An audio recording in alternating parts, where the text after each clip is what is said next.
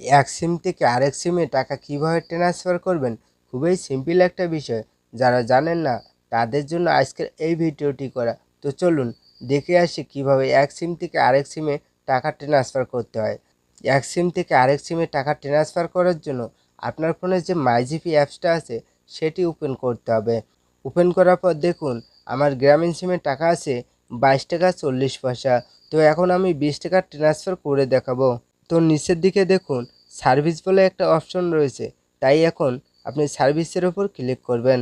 Click করার পর আপনি এখানে একটা অপশন পাবেন ব্যালেন্স ট্রান্সফার, সেখানে আপনি একটা ক্লিক করবেন।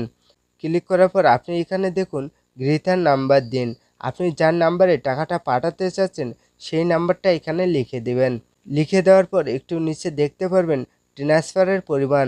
তো আপনি কত টাকা ট্রান্সফার করতে চাচ্ছেন সেটা এখানে লিখে দেবেন। সর্বোচ্চ আপনি 10 টাকা থেকে 100 টাকা পর্যন্ত ট্রান্সফার করতে পারবেন। তো আমি আপনাদের দেখানোর জন্য 20 টাকা ট্রান্সফার করে দিচ্ছি। আমি এখানে 20 টাকা লিখে দিলাম। লিখে দেওয়ার পর নিচের দিকে দেখুন আপনাকে প্রথমে গ্রামীণ সিমটি রেজিস্টার করে নিতে হবে। রেজিস্টার করলে আপনাকে একটা অফিস থেকে পিন দেবে, সেই পিনটা দিয়ে ব্যালেন্স ট্রান্সফার করতে পারবেন।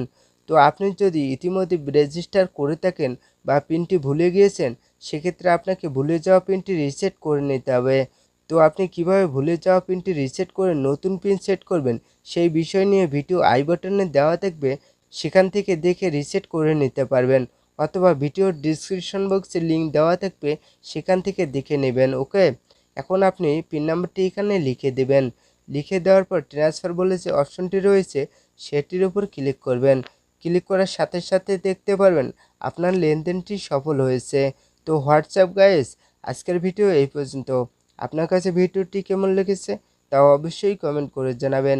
আর ভিডিওটি ভালো লাগলে অবশ্যই ভিডিওতে একটি লাইক করে দেবেন এবং সাবস্ক্রাইব করে রাখবেন।